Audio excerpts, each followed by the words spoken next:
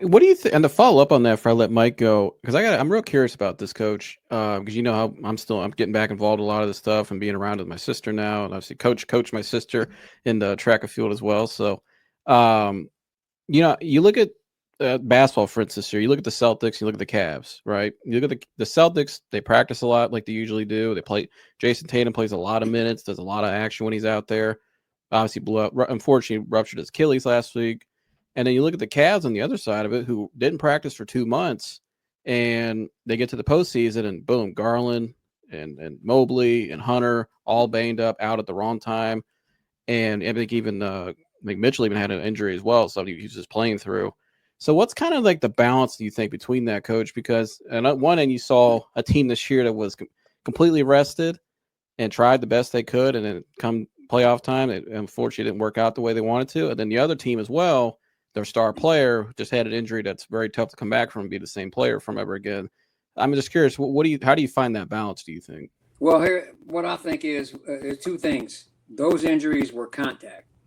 You Mm, can't do a lot to prevent the contact injuries. You're playing a sport, you're going to crash.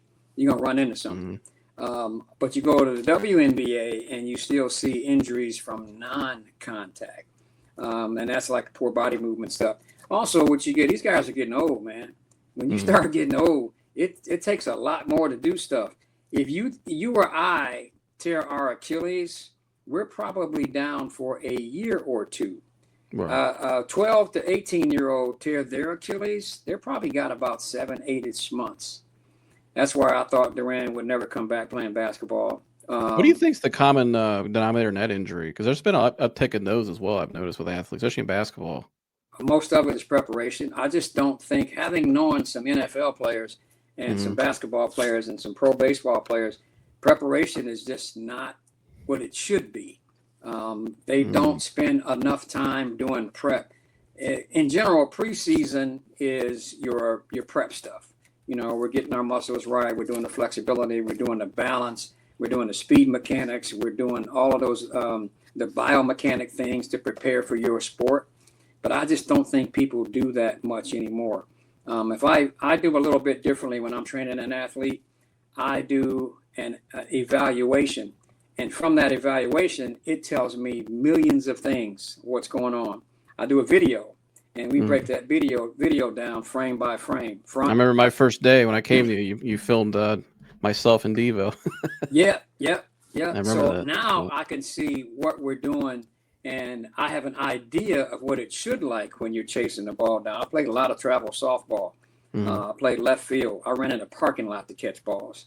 So I kind of know what it feels like and what you're doing. Like I'm watching a baseball kid chase a ball. He's got his arm out with the glove hand. Can't run mm-hmm. fast with your arm out. Right. Why didn't your coach tell you to tuck that? You know, so I have a thing I tell my baseball kids. I'm going to probably get a patent on it. I will get you to second base. I don't care if you weigh 150 or 350. We'll I get could you to attest to that as well. I could.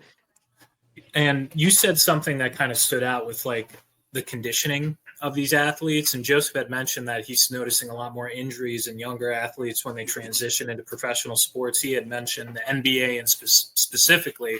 The first thing that pops in my head, because I'm a diehard Browns fan, is Grant Delpit, who came from LSU, star safety. He was getting like Ed Reed comps at the time.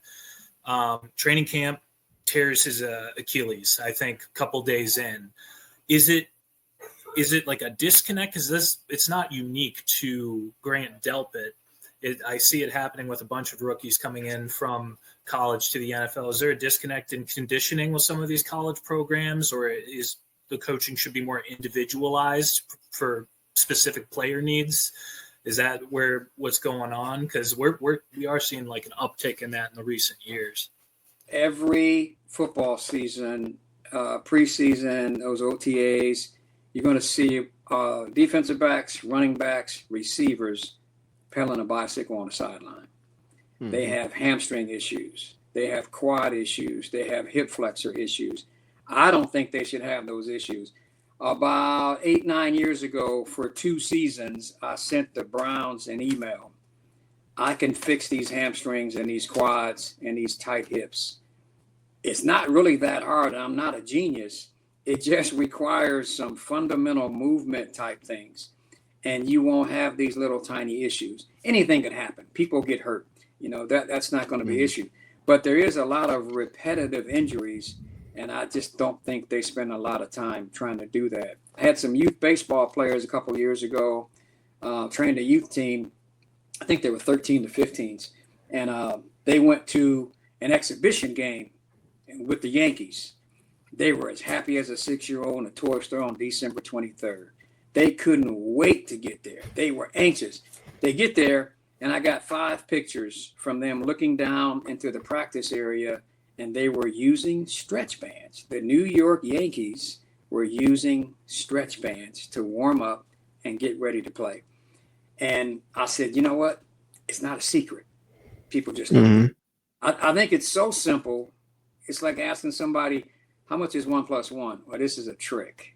Yeah, this is a trick. It's that simple. Just to follow some regular routine stuff to keep the body more flexible, more powerful. And what I said earlier, I'll tell you later why you're so slow, because you're weak. The center part of most kids' bodies are very, very weak. I'm talking shoulders to knees. When I say core, most people think, oh, the 8-pack, the 6-pack. Yeah, but it's a lot of connective muscles there. Yeah, posterior chain. You got all these things that have to work together. So you have to work these things together, and it creates muscle memory, but it's got to be good movements. And we talked about lunges earlier. Usually a female athlete that I've been in contact with over the last few decades, the first athletic experience is with soccer at age 4. I think if I ask 200 girls, when is your first athletic experience with a team? 198 will say soccer age 4. Yeah. That's good. I mean, I think team sports are phenomenal. No greater teacher of life than sport. You win, you lose, you want to, you don't want to.